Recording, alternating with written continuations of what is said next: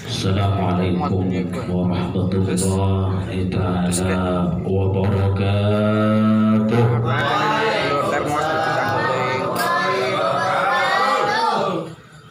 Kurang kompak jawabannya, ya. Kayak belum pernah peduli kayaknya ini. Masih baru kena baunya doang, ya. Yang kompak jawab salam, karena jawab salam hukumnya wajib.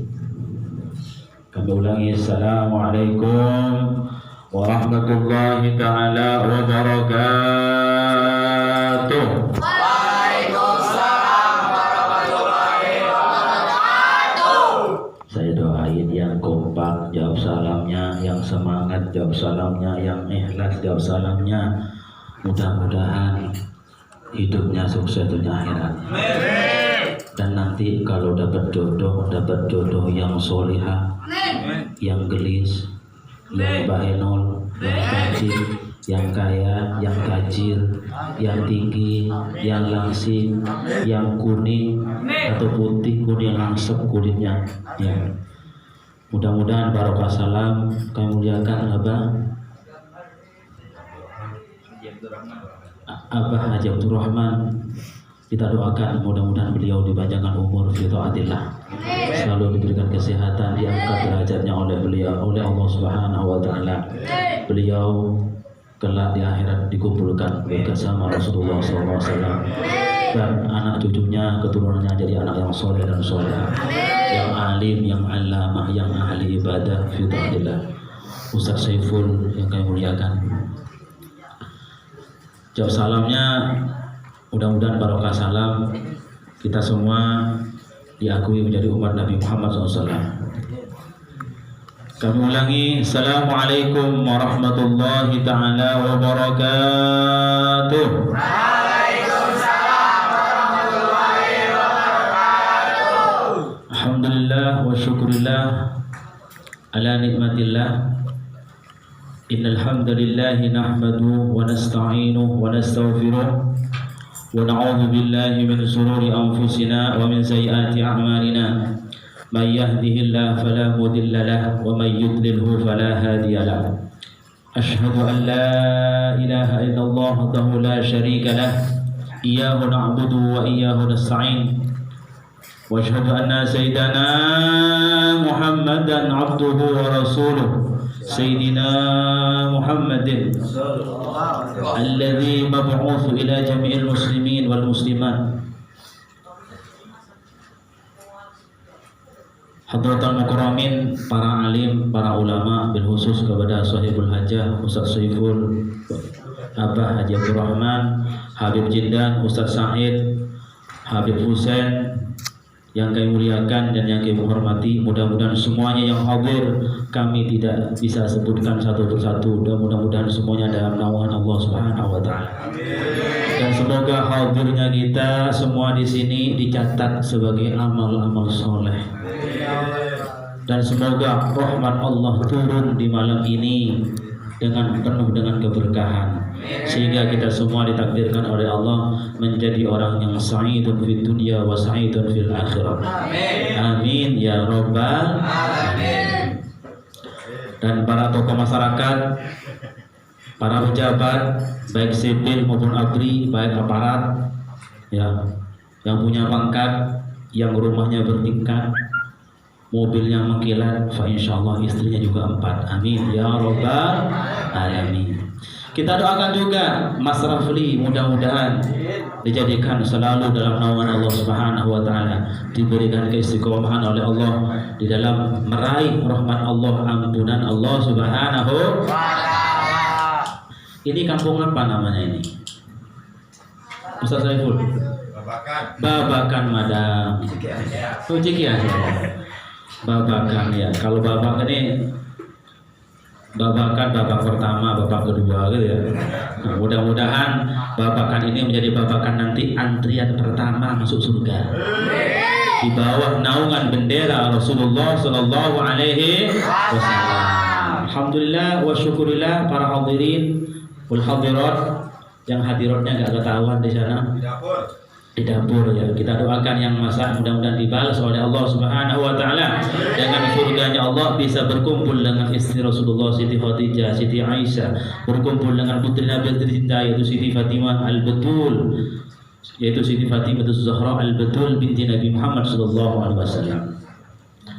Hadirin para jemaah, pada malam hari ini ketepatan bulan Sya'ban ya. Di mana bulan Sya'ban ini kata ulama yaitu bulan ketika menanam. Kemarin bulan Rajab itu termasuk bulan kita ibaratkan garap sawah, lagi membersihkan sawahnya, rumput-rumputnya, duri-durinya, ya tanahnya dipajul, tanahnya dibagusin tanahnya. Setelah dibagusin masuk ke bulan Sya'ban. Bulan Sya'ban ini adalah bulan untuk menanam kebaikan. Nanam singkong, nanam kedelai, nanam jagung, nanam apapun. Ya, nanti panennya yaitu di bulan Ramadan.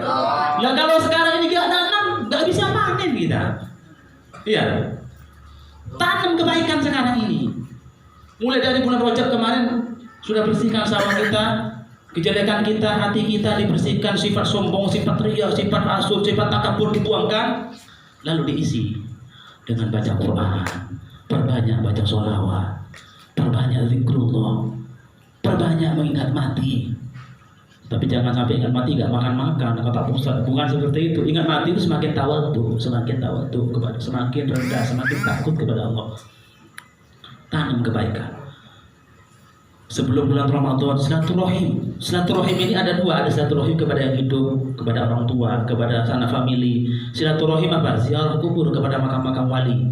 Khusus makam orang tua terlebih dahulu diziarahi, baru ke makam wali.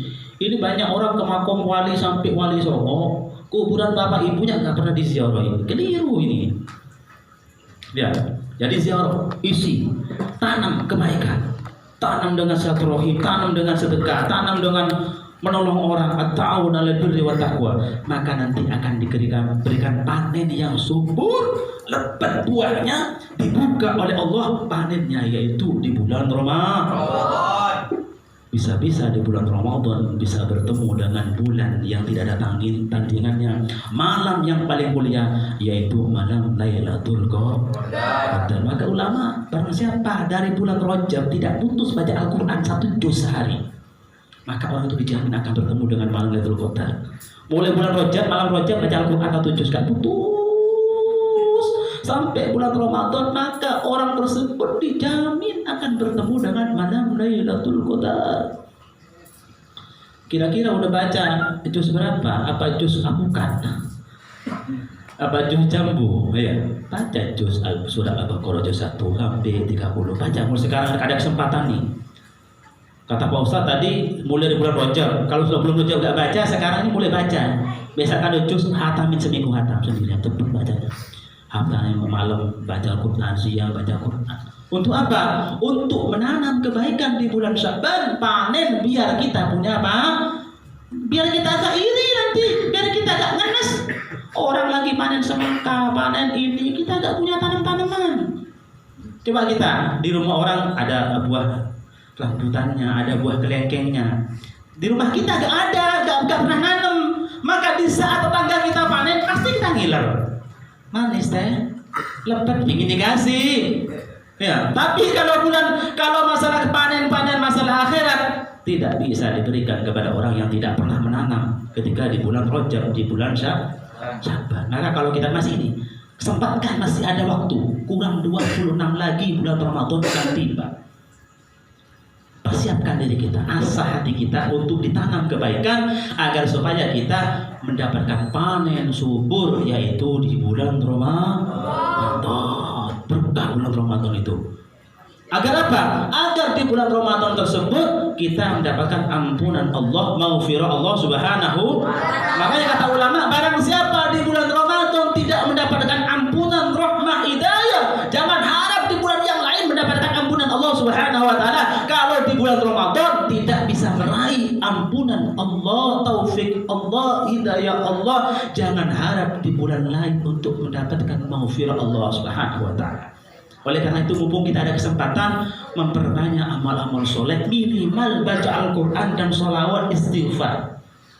Baca sholawat, latihan dulu habis sholat 100 sallallahu alaihi Muhammad atau sholawat nariyah. Ya. Istighfar habis sholat 100 niat tobat. Nanti tengah malam jam 3:30 sampai subuh baca istighfar Astaghfirullahaladzim, baca sebanyak 3.000 atau 4.000 sampai subuh. Bukan main HP sampai subuh, ya, main YouTube-an, Facebook-an, WA-an sama temannya, gak ngantuk kan? Saya pernah ngetes itu, ketika saya ngantuk saya pegang HP, buka YouTube, langsung hilang ngantuknya. Terus ya, ketika kita baca Quran, baru kita ada niat langsung ngantuk. Ya, makanya tanam yang baik di bulan Sya'ban ini agar supaya kita mendapatkan panen yang jernih, panen yang baik, yang subur di bulan Ramadan. Minimal baca Al-Quran, istighfar, sholawat. Udah amal 3 ini. Makanya guru kami mengatakan, Abdul Syekh Nawawi, sampian pingin uripi manus enak di dunia, enak di akhirat. Ojo sampai lepas saben dino moco Al-Quran 1 juz. Kalau bikin selamat dunia akhirat, kata guru saya Nawawi, pengasuh Pondok Sidogiri, Abdul Syekh Nawawi bin Abdul Jalil bin Fadil bin Syakur mengatakan, kalau bikin selamat dunia akhirat, jangan lepas baca Al-Quran minimal 1 hari 1 juz. Bismillahirrahmanirrahim. Alif Lam Mim. Dzalikal kitabu la raiba fihi hudan lil muttaqin alladzina yu'minuna bil ghaibi wa yuqimuna as-salata wa mimma razaqnahum yunfiqun walladzina yu'minuna bima unzila ilayka wa ma unzila min qablik wa bil akhirati hum yuqinun ulaika ala hudan min rabbihim wa ulaika humul muflihun. Ini sudah baca Quran dari Allah, terus baca. Kalau hidupnya ingin selamat dunia akhirat, jangan lepas baca Al-Quran. Dan nomor 2, jangan sampai tinggalkan sholat 5 waktu. Jangan sampai ngomongin baca Quran sampai sobek baca Qurannya, zikirnya sampai putus, ya. Terus dahinya sampai bosok yang sujud, tapi sholat 5 waktu ada yang bolong, gak nyampe amal kita. Karena apa? Karena tali untuk menyambung kepada Allah, tali yang pertama adalah as-sholat. Kemarin kita rayakan yaitu Isra wal Mi'raj. Nabi Muhammad untuk mendapatkan hadiah sholat ini perjalanannya luar biasa, penuh tantangan. Jauh-jauh untuk mendapatkan sholat ini di Sidratul Muntaha, di atasnya langit yang 7, Kanjeng Nabi Muhammad mendapatkan oleh sholat. Ketika dibawa ke dunia, jangan sampai menyanyiakannya. Kenapa? Karena sholat ini adalah merupakan amal yang pertama kali nanti yang dihisab oleh Allah di akhirat adalah masalah sholat. Kalau ditanyakan malaikat masalah sholat di kuburan, yang pertama kali ditanyakan apa? Sholat. Kalau sholatnya aman sudah. Maka kalau sholatnya aman, amal-amal yang lain aman sudah. Awwal ma yuhasabu inda yaumil qiyamah as-shalah. Pertama kali yang dihisab oleh Allah nanti di akhirat adalah masalah sholat.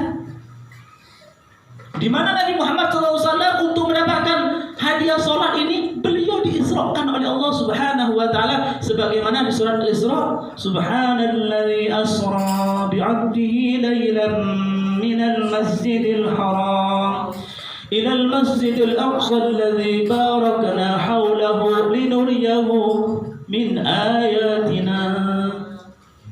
Al-ayat. Kanjeng Nabi Muhammad SAW diisrokan, yaitu baginda Rasulullah mulai dari summa usriya biruhihi wa jasadihi yaqadatan minal masjidil haram ilal masjidil aqsa. Kanjeng Nabi Muhammad SAW luar biasa. Kita ini ditakdirkan menjadi umat Nabi Muhammad. Baginda Rasulullah diisrokan bukan sekedar rohnya, tapi waruhi wa jasadihi, diisrokan oleh jasad dan tubuhnya. Roh dan jasad Nabi Muhammad ini diisrokan oleh Allah. Summa usriya biruhihi wa jasadihi yaqadatan. Bukan dalam keadaan mimpi, dalam keadaan sadar. Luar biasa kanjeng Nabi Muhammad SAW. Dalam keadaan sadar, baginda Nabi Muhammad SAW diisrokan dengan jasadnya dan rohnya dari Masjidil Haram menuju Masjidil Aqsa. Artinya apa?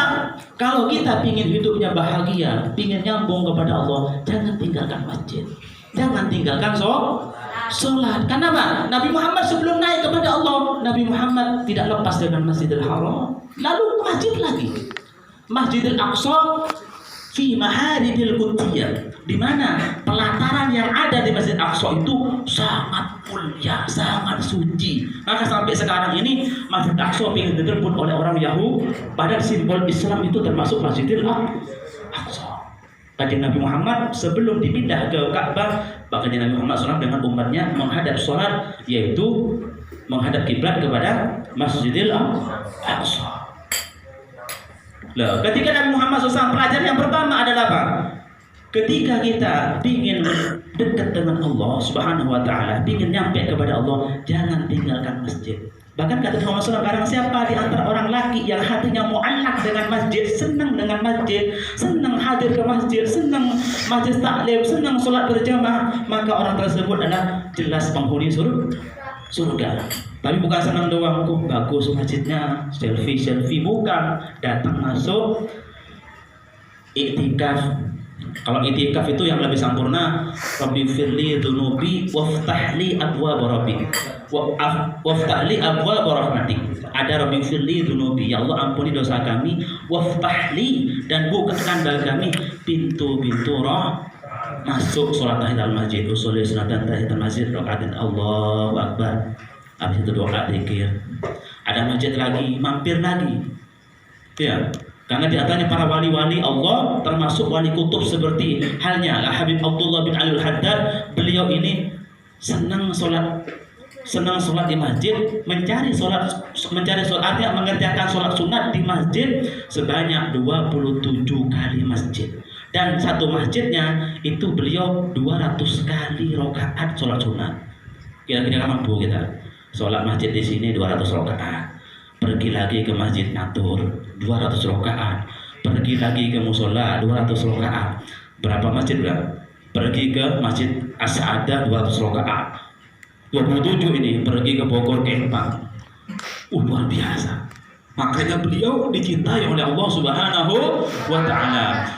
Summa urija, kemudian Nabi Muhammad diterbangkan oleh Allah. Di sini dimunggahkan. Summa urija bihi. Di sini summa moko kare-kare dan unggahkan bihi sopo kanjeng Nabi. Di sini bukan maf'ul mutlak. Dalam ilmu nahwu bihi ini termasuk naibul fa'il. Apa naibul fa'il itu? Di mana-mana kebiasaannya mabni majhul summa urija. Asalnya araja urija, dibandingkan majhul. Di mana-mana mabni majhul kebiasaannya naibul fa'ilnya itu selalu bersama dengan huruf jar. Bihi. Jadi dia summa urija moko kare-kare dan terbangakan sapa kanjeng Nabi. Bihi sapa kanjeng Nabi, bukan bihi kelawan kanjeng Nabi, bukan. Tapi di situ kedudukannya bihi menjadi naibul fa'il. Sapa kanjeng Nabi. Kemudian Nabi Muhammad diterbangkan. Sebelum diterbangkan baginda Muhammad SAW, ketika mau diterbangkan, baginda Nabi Muhammad didatangkan sosok cahaya yang besar. Kemudian dia menunduk kepalanya seolah-olah menjadi tangga Nabi Muhammad SAW. Kemudian Nabi Muhammad naik di atas punggungnya. Ada bekas telapak kaki baginda Rasulullah. Siapa mereka? Yaitu yang sering kita manakibkan, Tuan Syekh Muhyiddin, Syekh Abijad, Saleh Abijadi Sausa, abahnya yaitu Syekh Muhyiddin, Syekh Al-Baghdadi, Syabdul Qadir Al-Jailani Qaddasallahu luar biasa Syabdul Qadir. Makanya kata Syabdul Qadir, saya ini adalah berada di bawah telapak kaki Nabi Rasulullah, dan semua wali yang dunia ini berada di bawah telapak kaki Syabdul Qadir. Syabdul Qadir ini bapaknya dari jalurnya ke Sayyidina Hasan, uniknya namanya Fatimah, jalurnya dari Sayyidina sama-sama Sayyid ini. Maka muncullah Tuan Syekh Abdul Qadir Al-Jilani, yang mana Abdul Qadir Jilani ini berada dalam kandung ibunya selama 2 tahun. Imam Syafi'i 4 tahun, luar biasa. Imam Syafi'i 4 tahun dalam kandungan ibu. Maka dalam fikih kebiasaan orang hamil itu biasanya 9 paling lamanya 4 tahun. Saya 4 tahun, yaitu Imam Asy-Syafi'i Muhammad bin Idris Asy-Syafi'i, yaitu berada dalam kandungan ibunya selama 4 tahun. Syabdul Qadir 2 tahun. Tapi Syabdul Qadir luar biasa. Di saat beliau lahir sudah ditampakkan beliau lahir dalam bulan Ramadan. Disampaikan inayatan minallah, karena merasa malu dengan Allah. Syabdul Qadir ketika bulan Ramadan masih bayi sudah berpuasa. Ketika mau disusui tidak mau. Ketika waktu mengambil Allahu Akbar, Allahu Akbar, disusui. Ibunya nggak sadar umbihnya Fatimah. Disusui, habis disusu diam Syabdul Qadir. Ketika salatu wassalamu alaik ya imam al-mujahidin, disusui lagi sama uminya. Lama-lama ibu sadar, oh berarti anak saya ini puasa. Jadi Syabdul Qadir satu-satunya bocah kecil bayi belita yang berpuasa adalah Tuan Syekh Muhyiddin Syekh Al-Baghdadi Sultanul Auliya Syekh Abdul Qadir Al-Jilani. Jilani termasuk kota Jilan. Ya, termasuk wilayah namanya kota desa namanya Al-Jilan yang ada di Baghdad sana di Irak. Kemudian setelah itu Nabi Muhammad menaiki punggung Syabdul Qadir, baru Rasulullah naik ke burung buruk. Terbang nyampe wara'a ula, di langit yang pertama Nabi Muhammad bersama malaikat Jibril bertemu dengan siapa? Wara'a Adam, bertemu dengan Nabiullah Adam. Nabi Adam ini diberi gelar oleh Allah yaitu Al-Waqar. Apa Waqar itu? Orang yang diliputi dengan kebaikan, dengan ketenangan, yaitu Nabiullah Adam alaihi salam. Wa'ala, dan diangkat derajatnya oleh Allah Subhanahu wa taala. Kemudian ulul salam, setelah berbincang-bincang dengan Nabi Allah Adam, Nabi Muhammad naik lagi. Nyampe langit yang kedua, wara'a fis-sani, yaitu wara'a Nabiullah Isa ibni Maryam. Nabi Muhammad bertemu dengan Nabi Isa alaihissalam, putra daripada Siti Maryam. Siti Maryam ini julukannya yaitu Al-Batul, perempuan yang sangat suci, Al-Barra, perempuan yang sangat bersih, At-Taqiyah, perempuan yang sangat bertakwa, yang takut kepada Allah. Dan di langit yang kedua ini, bukan hanya melihat Nabi Isa, tapi Nabi Muhammad melihat siapa? Wara'a, yaitu khalatihi, yaitu melihat anak buliknya Siti Maryam. Jadi Siti Maryam ini punya bulik. Bulik itu apa bahasa Sundanya? Bibi, anak bibinya, yaitu siapa anak bibinya? Yaitu Yahya, Nabi Yahya alaihissalam. Biar tahu kita yang ceritanya ya. Jadi di langit yang kedua Nabi Muhammad bertemu dengan Nabi Isa. Kemudian Nabi Muhammad melihat siapa? Yahya, yang diberi julukan oleh Allah siapa? Yaitu wa utiyal hukma fi hali sobahi, yaitu fi hali sobahu, yaitu Nabi Yahya masih kecil sudah diberikan makom oleh Allah, makom hikmah. Sejak kecil Nabi Yahya sudah diberikan makom derajat hikmah, ilmu hikmah. Udah, setelah berbincang-bincang Nabi Muhammad naik lagi. Naik lagi berapa? Ketiga. Dan di langit yang ketiga itu fisalisa wara'a Yusuf alaihi salam alladhi yusawwiru bi jamaliha. Artinya apa?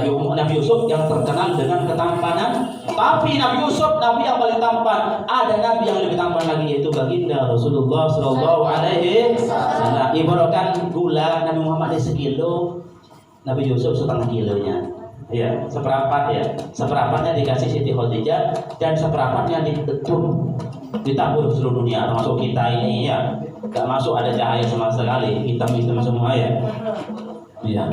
Bertemu dengan Nabi Yusuf alaihi salam di langit yang ketiga. Naik lagi. Setelah berbincang-bincang naik langit yang keempat. Wara'a fil rabi'ah Nabiullah Idris alaihi salam wa rafa'a makanahu, yang diangkat tempatnya Nabi Idris ini diangkat ke langit oleh Allah Subhanahu wa taala. Posisi Nabi Idris berada di langit yang nomor 4. Nabi Idris ini unik ceritanya. Dituruti terus sama Allah, minta izin ingin tahu neraka. Ketika neraka kepanasan, ya nggak mau minta izin lagi masuk surga. Ketika keliling di surga, nggak mau minta pulang lagi Nabi sampai sekarang ini. Dari Nabi yang masih hidup di antaranya Nabi Idris alaihissalam, yaitu Nabi Khidir alaihissalam, Nabi Isa alaihissalam. Ada yang mengatakan Nabi Ilyas. Nabi Ilyas ini kesukaannya di gunung-gunung. Kalau Nabi Khidir ini kesukaannya di laut. Dan Nabi Isa di langit yang kedua, Nabi Ilyas di langit yang keempat. Naik lagi bersama malaikat Jibril, naik langit yang kelima. Di langit yang kelima ini wara'a fil khamisah, yaitu wara'a Nabiullah Harun alaihissalam. Siapa Harun ini? Adiknya Nabi Musa al-muhabbaba fil ummatil Israiliyah, Nabi yang sangat dicintai oleh Bani Israel, Nabi yang sangat dicintai oleh bangsa Yahudi. Siapa? Yaitu Nabi Harun alaihissalam, yang ditarik jenggotnya, yang pernah ditarik jenggotnya sama kakaknya, yaitu Nabi Musa alaihissalam. Terus naik lagi, naik langit yang wara'a fil sadisah, yaitu Nabiullah Musa alaihissalam. Nabi Muhammad bertemu dengan Nabi Musa di langit yang seberapa? Nomor 6. Nabi Musa ini termasuk kedudukannya ada 2, yaitu alladzi wa kallamallah wa najah.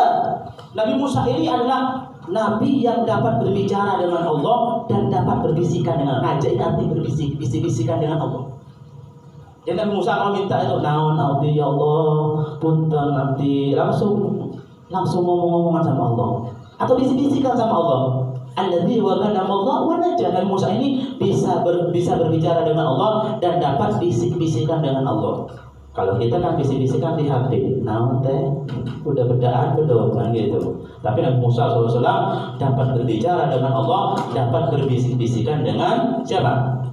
Allah Subhanahu wa taala. Naik lagi. Langit yang ke-7, makom yang paling tinggi selain Nabi Muhammad. Nabi Muhammad ini tidak ada nabi yang lebih tinggi derajatnya melainkan Rasulullah. Di antara nabi-nabi yang lain ini, makom yang tinggi adalah yaitu di langit yang 7 Nabi Muhammad. Kembali aja, wara'a Ibrahim alaihissalam. Nabi Muhammad bertemu dengan datuknya, karena jalur nasab Nabi Muhammad ini nyambung kepada